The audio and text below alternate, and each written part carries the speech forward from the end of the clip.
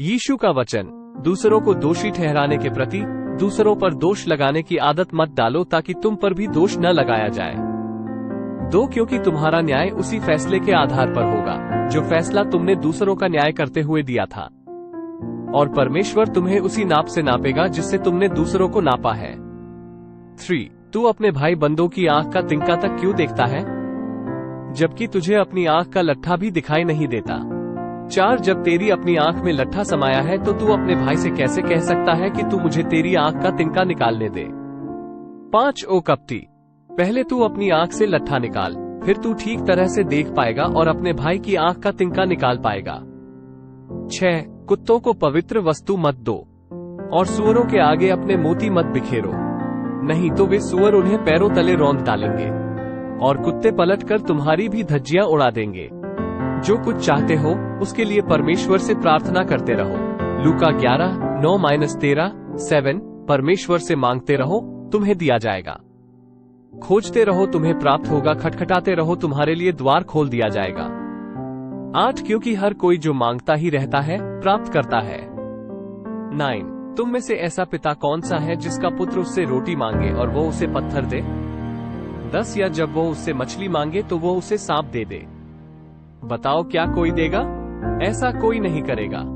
11. इसलिए यदि चाहे तुम बुरे ही क्यों न हो, जानते हो कि अपने बच्चों को अच्छे उपहार कैसे दिए जाते हैं, सो निश्चय ही स्वर्ग में स्थित तुम्हारा परम पिता मांगने वालों को अच्छी वस्तुएं देगा।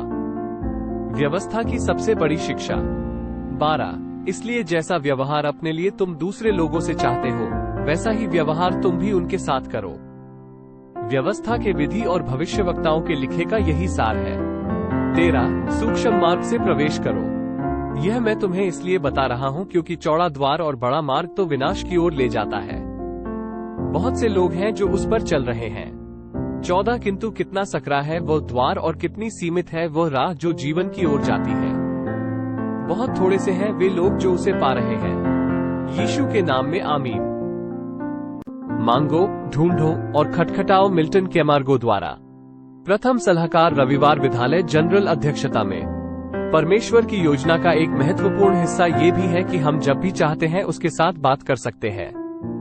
4 महीने पहले मेरे धर्मशास्त्रों के अध्ययन में मैं अम्मोनिया में अल्मा के मिशन के बारे में पढ़ रहा था, जब मुझे ये सुझाव आया, आओ मेरा अनुसरण करो में, जैसा कि आपने महान आशीषों के बारे में पढ़ा है जो परमेश्वर ने नफी के लोगों को दी।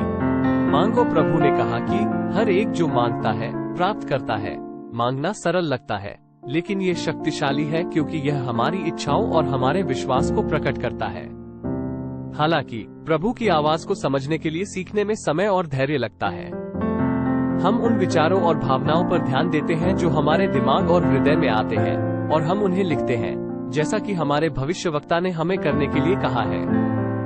अपने प्राप्त विचारों को लिखना एक महत्वपूर्ण हिस्सा है। ये हमें याद रखने और समीक्षा करने में मदद करता है कि प्रभु हमें क्या सिखा रहा है। हाल ही में एक प्रियजन ने मुझसे कहा, मेरा मानना है कि व्यक्तिगत प्रकटीकरण सच है। मुझे विश्वास है कि पवित्र आत्मा मुझे वे सभी चीजें दिखाएगा जो मुझे करनी चाहिए। 4. यह मानना आसान हो जाता है जब मैं अपने शरीर में निस्संदेह दृढ़ विश्वास के साथ बढ़ता रहता हूँ। 5. लेकिन किस तरह इस स्तर पर पवित्र आत्मा मुझसे हमेशा बात कर सकती है? खोजना, यहोवा ने वादा किया, वह जो खोजता है वह पाता है। हम चाहते हैं कि हम प्रभु के वादों पर विश्वास करें, क्योंकि परमेश्वर के पास आने वाले को विश्वास करना चाहिए कि वह है और अपने खोजने वालों को प्रतिफल देता है। इब्रानियों 11:6। जब हम खोजते हैं, हम विनम्रतापूर्वक स्वीकार करते हैं कि हमें अभी भी बहुत कुछ सीखना बाकी है, और प्रभु हमारी समझ का विस्तार करेगा, हमें और अधिक प्राप्त करने के लिए तैयार करेगा। क्योंकि देखो, प्रभु परमेश्वर इस प्रकार कहता है, मैं मानव संतान को नियम पर नियम, आज्ञा पर आज्ञा, थोड़ा यहाँ थोड़ा वहां दूंगा, क्योंकि वो जो पाता है उसे मैं अधिक दूंगा। खटखटाओ, अंत में प्रभु ने कहा है, उसके लिए जो खटखटाता है उसके लिए खोला जाएगा। खटखटाना विश्वास का कार्य है। जब हम पूरी तरह से उसका अनुसरण करते हैं तो प्रभु हमारे सामने रास्ता खोल देता है। एक सुंदर गीत है जो हमें जागने और सपने देखने से अधिक कुछ करना सिखाता है। भलाई करना एक खुशी, सीमा से परे एक खुशी, कर्तव्य और प्रेम की आशीष है। उसने कहा, जैसे ही हम अपने आसपास के लोगों की सेवा करने की कोशिश करते हैं, मुझे लगता है कि प्रभु हमें उनके लिए और अपने लिए प्रेम की एक अतिरिक्त मात्रा देता है। मुझे लगता है कि हम उसकी आवाज सुनते हैं, हम उसे एक अलग तरह से महसूस करते हैं, जैसे कि हम अपने आसपास के लोगों की मदद करने के लिए प्रार्थना करते हैं क्योंकि उन प्रार्थनाओं का वो सबसे अधिक जवाब देना चाहता है। यीशु के नाम में आमीन। क्राइस्ट 2। आखिर ईसा मसीह को कहां दफनाया गया था? अनिरुद्ध जोशी। ईसा मसीह ने 13 साल से 29 साल उम्र के बीच तक क्या किया, ये रहस्य की बात है। बाइबल में उनके इन वर्षों के बारे में कुछ भी उल्लेख नहीं मिलता है। अपनी इस उम्र के बीच वे कहां थे? 30 वर्ष की उम्र में यरूशलेम लौटकर उन्होंने यूहन्ना, जॉन से दीक्षा ली। दीक्षा के बाद वे लोगों को शिक्षा देने लगे। ज्यादातर विद्वानों के अनुसार सन 29 ई को प्रभु ईसा गधे पर चढ़कर यरूशलेम पहुंचे। वहीं उनको दंडित करने का षड्यंत्र रचा गया।